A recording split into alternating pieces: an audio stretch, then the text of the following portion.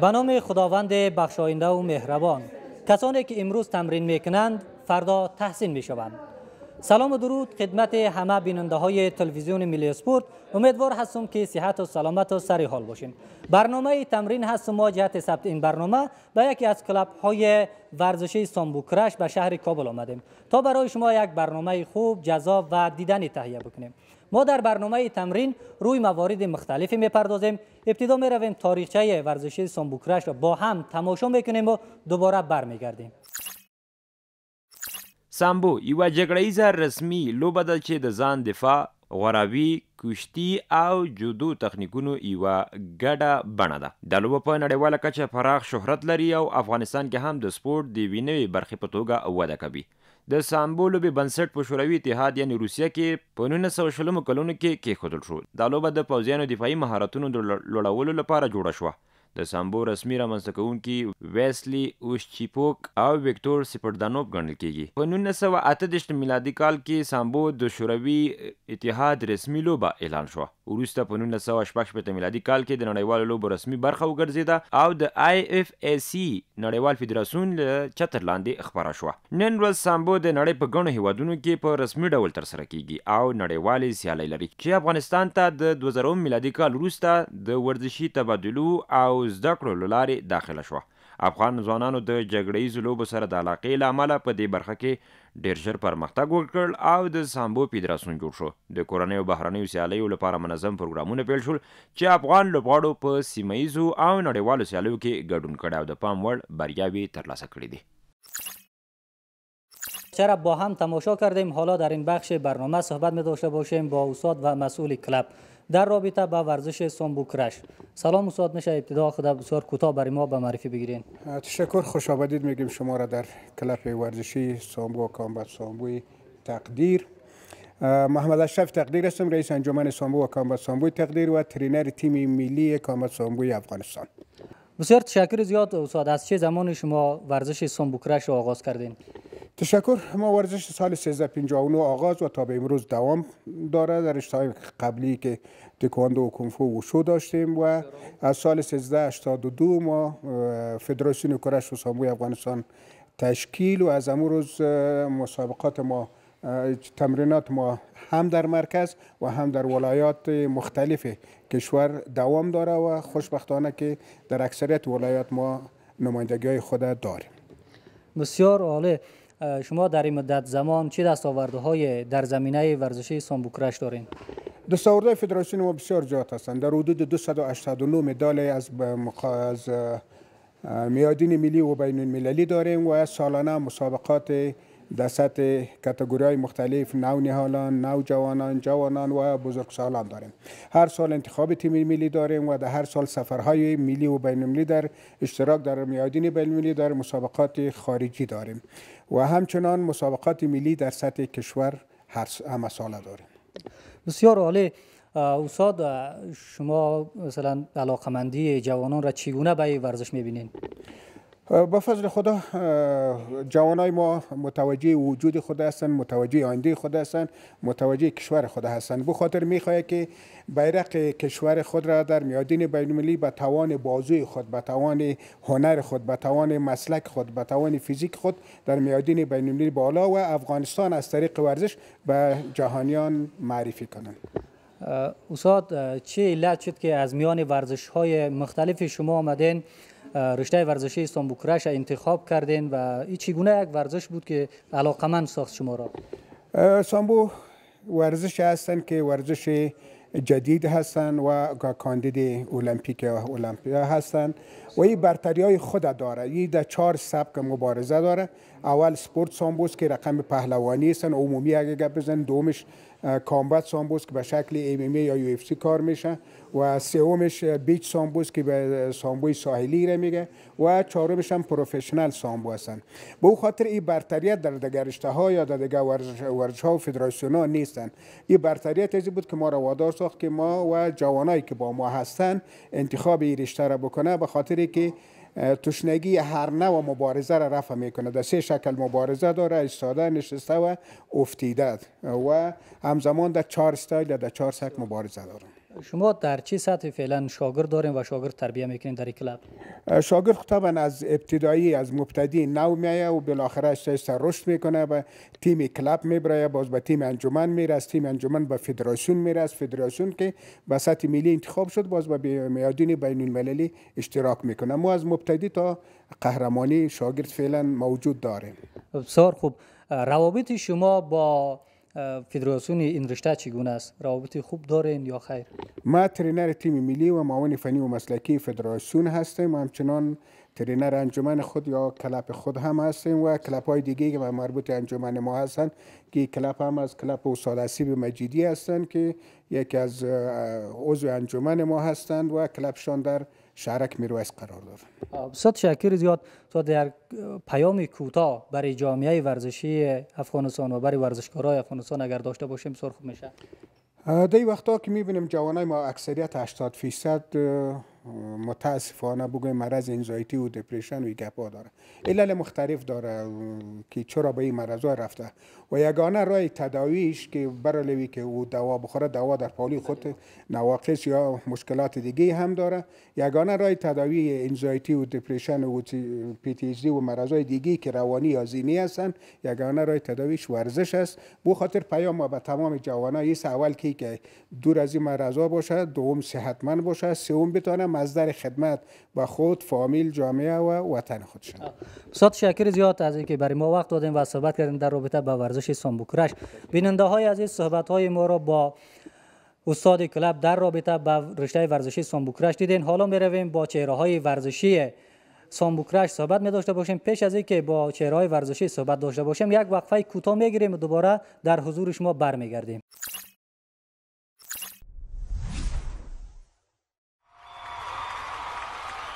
عزیر آصفی مرد شماره 14 بوست.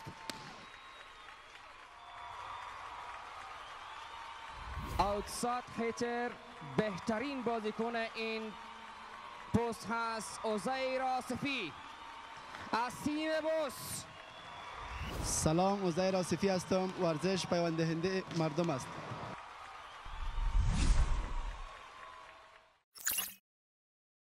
برگشتیم در حضور شما قرار داریم علاقمندان ورزش که ما در این بخش برنامه صحبت می داشته باشیم با چهره های ورزشی که اینها چه دستاورد و چه فعالیتی دارند. سلام، میشه که بسیار کوتاه خود برای بیننده های ما به معرفی بگیرین و در رابطه با دستاوردها و فعالیتاتان برای بیننده های ما بگویین.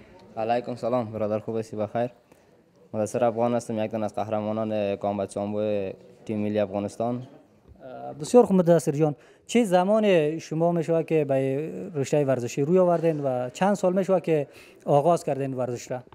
مدت 4 سال میشه که تمرین آغاز کردیم. در المپیک ما مسابقه داشتیم، یک ماه قبلی هم مسابقه تیم ملی بود دیگه اشتراک کرده بودیم که مدال طلا کسب کردیم دیگه. انشالله در آینده مسابقه کشورها شود انشالله اشتراک میکنیم.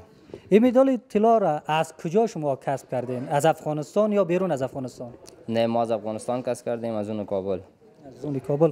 مسابقات میان کلپی در کلب شما برگزار میشه که در هفته در ماه چگونه است؟ بله میشه، یک ماه بعد 2 ماه بعد داخل خود کلب مسابقه برگزار میکنیم. بسیار خوب. شما را در رشته ورزش سامبوکرش کیها تشویق کردن و کیها حمایت میکنن؟ در قدم اول فامیل محترم ما را تشویق میکنه، دوم استاد ما، سوم یک رفیقم. بسیار خوب. بیننده های عزیز صحبت های ما را با مدثر جان در رابطه با فعالیت های ورزشی شنیدین. حالا میرویم با یکی از ورزشکاران دیگر صحبت می داشته باشیم، ببینیم که چه دستاوردها و چه فعالیت های در زمینه ورزش سامبوکرش دارند. سلام، میشه ابتدا بسیار کوتاه خود برای ما به معرفی بگیرین؟ و علیکم سلام، خوب است؟ خیریت است. مجبور سلطانزوی هستم، یک تن از سامبوکاران کمپ تمدین مجیدی. بسیار خوب. شما بسیار کوتاه در رابطه با ورزش که سامبوکرش از چه زمانی آغاز کردین ورزش و چند سال میشه که شما ورزش میکنین برای ما معلومات بدین؟ من 4 سال میشه که تمرین میکنم که اسبلای مجیدی کلاب و از سال 14 سال 3 توالی در تیم ملی هستم. خب در تیم ملی ما هستین. شما مسابقات داخلی یا مسابقات بیرونی انجام دادین تا هنوز یا خیر؟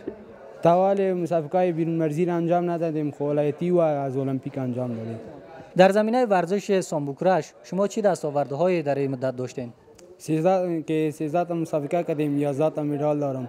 2 تا هم از المپیک طلاست، 1 تا هم نقره‌اش. دیگه از انجمن است. بسیار خوب.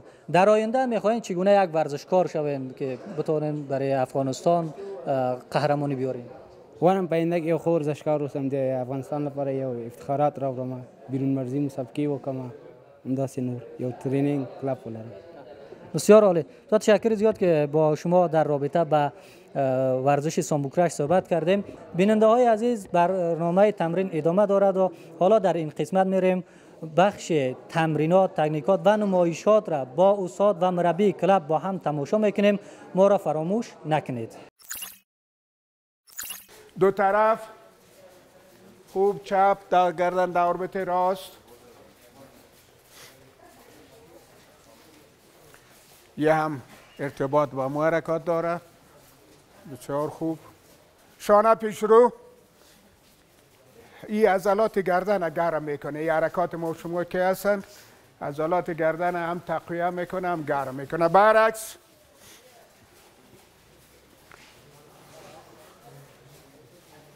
باز هم حرکات هستن که عضلات گردن را تقویت میبخشه و در این عضلات گردن که تقویت شد باز دسک گردن هیچ وقت واقعی نمیشه. پنجه را برو. تمام عضلات وجود ای پای کش میکنه. این با پنجه که میره آدم یا پیلیر یا مبارزه آماده حرکات اساسی میکنه. به خاطر سر پنجه میره که تا کمر تماما عضلات وجود کشه. و کره پا یه هم با ارتباط هستن که ارتباط پای تا کمر مکمل. تیغه پا عضلات تکمیل میشه، خوب گرم میشه. سر پنجه داخل. کسایی که دسک کمر داره این حرکت برشان بسیار مفید هستن. اگر در آب میره قنبره یا دردش تسکین میشه و جور میشه آهسته آهسته و همچنان عضلات کمر جور میکنه. برعکس پای خوب سر به زانو. 1 2 باز 3 1. خوب سر برسان. دست پشت کمر است.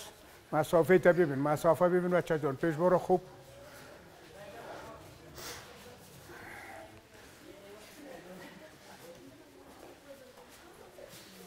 یک جای حرکت برین، تعقیب کنین پیش رویتون. پا جفت، عین حرکت.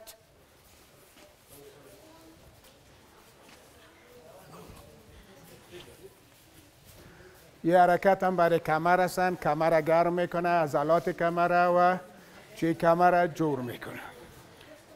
پا یک بر شانه خوب پایین نشست، باز میریم.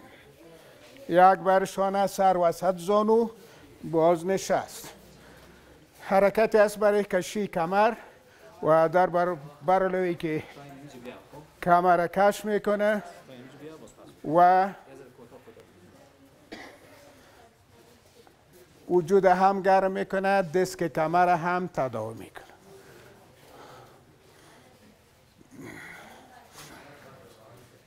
را برو.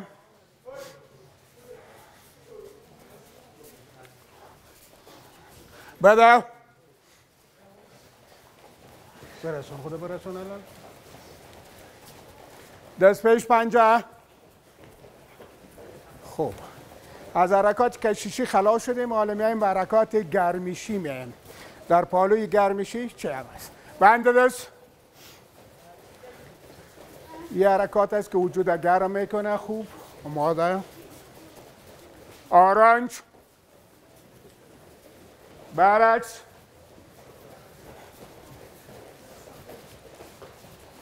پایین بالا. 2000 اونج راست. 2000 اونج راست.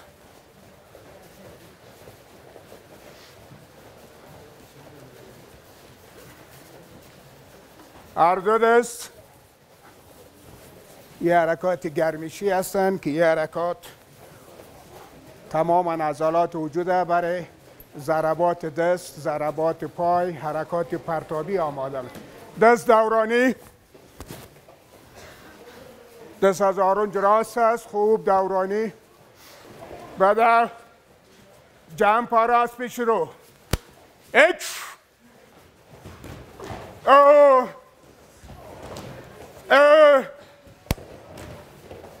سه درست است. بعد پس نمان کرو و پت. یک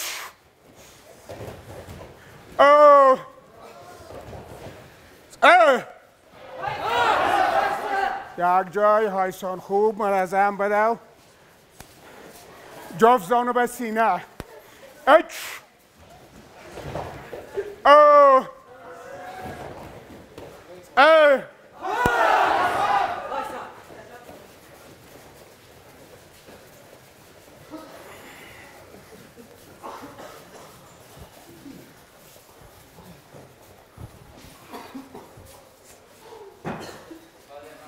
مسافه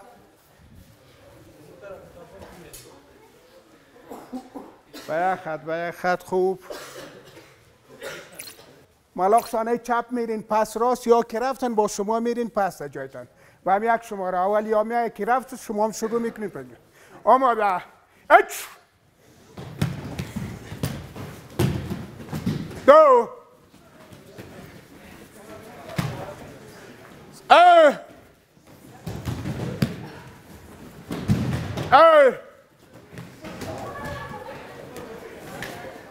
یه حرکات هستن که وجود خوب گرم میکنه.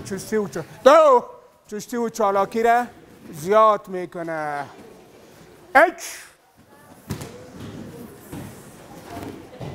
دو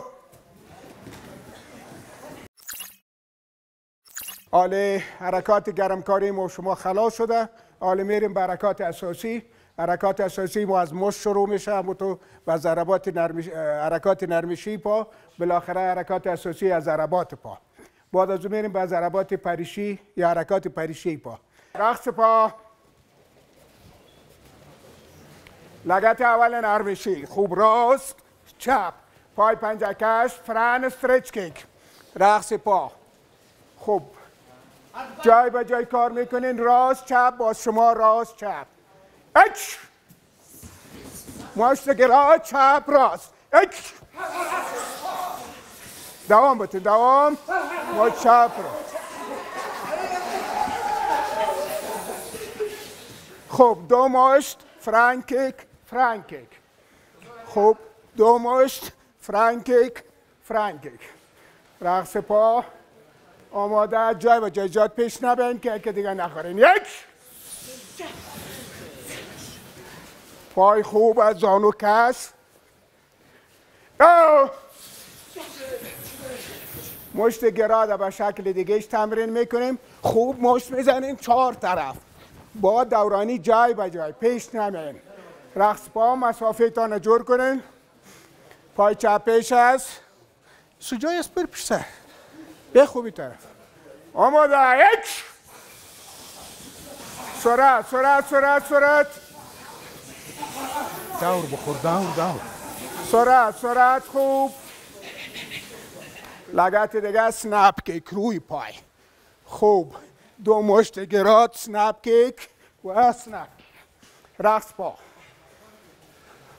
راست چپ، دو مشت چپ راست، لگت راست چپ. شماره 3 هایست. یک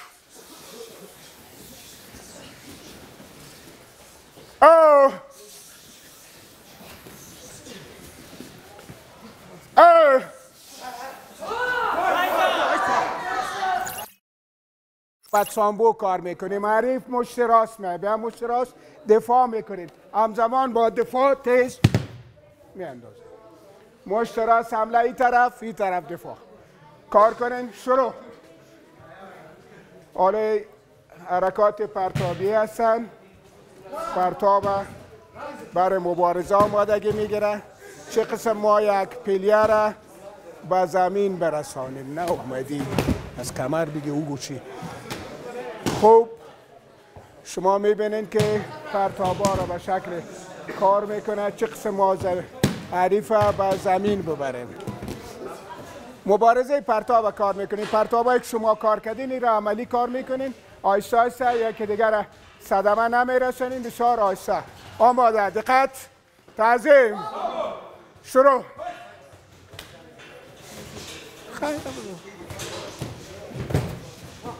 سرعت تیز.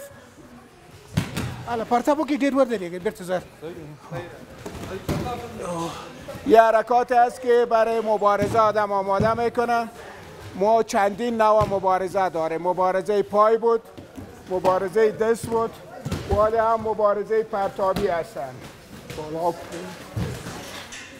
و این توانایی یا هنر را نشان میده که ما چه رقم بتانیم یک نفر در مبارزه پرتاب کنیم، چه رقم یک نفر به امتیاز ببریم. استاپ. حالا میایم یک مبارزه نمایشی که چه رقم باید کار شود پای.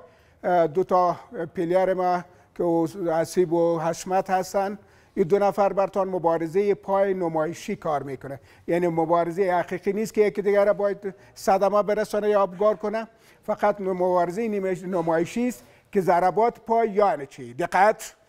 تعظیم. آماده. شروع.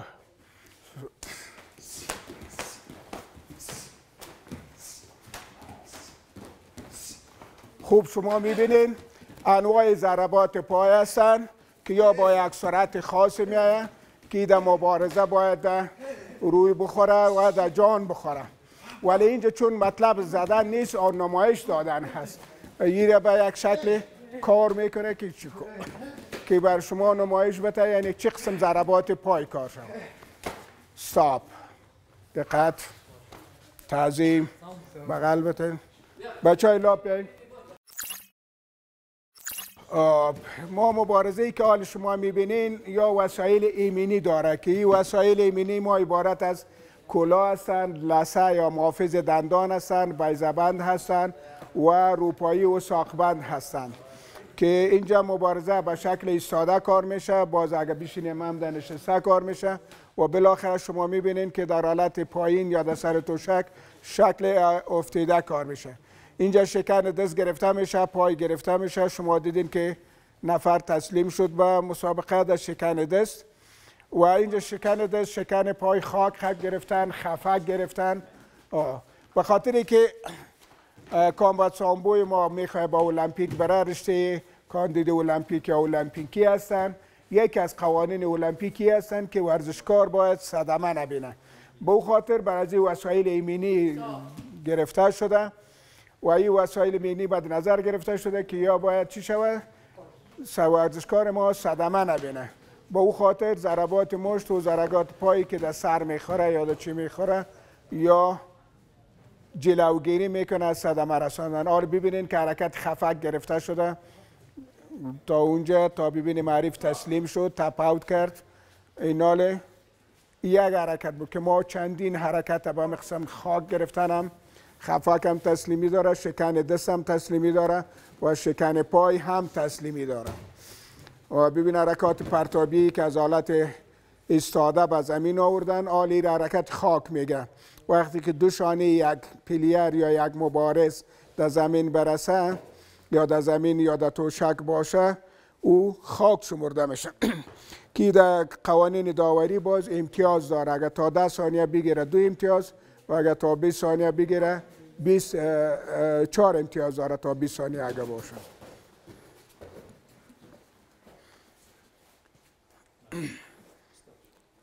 بسیار خوب.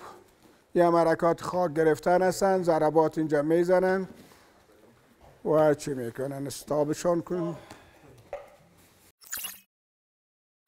بیننده های خوب ملی اسپورت، با هم تمرینات و نمایشات ورزشکاران و استاد کلاب را با هم تماشا کردیم. حالا در این قسمت در رابطه با تغذیه ورزشکاران با استاد صحبت می داشته باشیم که ورزشکاران پیش از تمرین و بعد از تمرین چگونه غذا استفاده بکنند تا اینکه بتوانند یک تمرین خوبی داشته باشند در کلاب. سلام استاد، میشه در رابطه با تغذیه ورزشکاران برای ما معلومات بده که پیش از تمرین و بعد از تمرین اینها چگونه غذا استفاده بکنند؟ تشکر. پیش از اینکه ما به تمرین بریم یا آمادگی جسمی بگیریم، اول باید آمادگی روحی یا فکری و روانی داشته باشه. اگر یک ورزشکار ما، یک پلیر ما روانش آماده نباشه و نمیتونه به ورزش خود ادامه بده یا به شکل درستش ادامه بده. آمدیم در بخش ورزش، در بخش تغذیه ورزش در اینجا در این کلپا یا در این ورزش که ما کار میکنیم، چون این حرفه‌ای نیست، این ورزش آماتور هستن به اصطلاح، در 2 روز 1.5 ساعت یا 2 ساعت کار میکنه، ولی برعکس 3 وقت یا 6 وقت که 2 روز شوه غذا میخوره. او غذا که هرچه باشه یا امو انرژی از این چی را کامل میکنه. بر ورزش‌های حرفه‌ای که ما بخوایم که او صبح 8 بجه در کلاب داخل شوه و 4 بجه از کلاب بیرون شوه و بر هر بخشش ترینر جداگانه باشه، بر از باز ما انرژی یا کالری یا غذا مد نظر میگیریم. معمولا این ورزش‌هایی که حالا در کلاب‌ها و در سطح افغانستان در تربیت بدنی دوام داره، بر از این قدر انرژی نیست، چون 6 وقت نان میخوره و 1 ساعت الی 2 ساعت سپورت میکنه. یه الهمو نان یا غذا را هضم کنه. استاد، یک ورزشکار موارد از کدام غذاهای مشخص به دست میاره؟ ساده که ما بگوییم از که یک ورزشکار ما بتونه از یک خرما، اگر بخوای از یک 100 گرم خرما انرژی یک ورزش به دست میاره، از 100 گرم عسل هم به دست میاره و دیگه میوه‌جات و خوردنی‌های دیگه به صورت عموم هر کدامش دارای انرژی معین و مشخص هستند که و میتونه از او استفاده کنه. استاد، تشکر از اینکه برای ما وقت گذاشتی و در رابطه با تغذیه ورزشکارا صحبت کردی. تشکر میکنم استاد عزیز. لطفا شما خیلی شما زحمت کشیدین اینجا تشریف آوردین و در این راه دور. خواهش میکنم سلامت باشین. بیننده های عزیز، اگر میخواهید فرداتون بهتر از امروز باشد، پس امروز تمرین کنید. برنامه تمرین در همین جا به پایان رسید. شما را تا هفته آینده به یک برنامه جدید به الله متعال میسپاریم.